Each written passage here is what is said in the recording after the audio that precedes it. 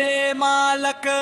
जय जय आदिवासी, जय जय स्वाभिमानी. 9 ऑगस्टचा सन्मान जगभर घुमू दे आमचं गाण.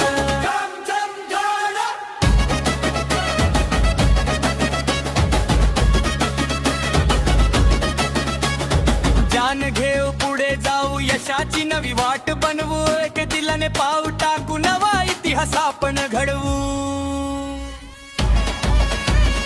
हसफुलू दे प्रत्येक घरी, यश उमलू दे रत्येक दारी.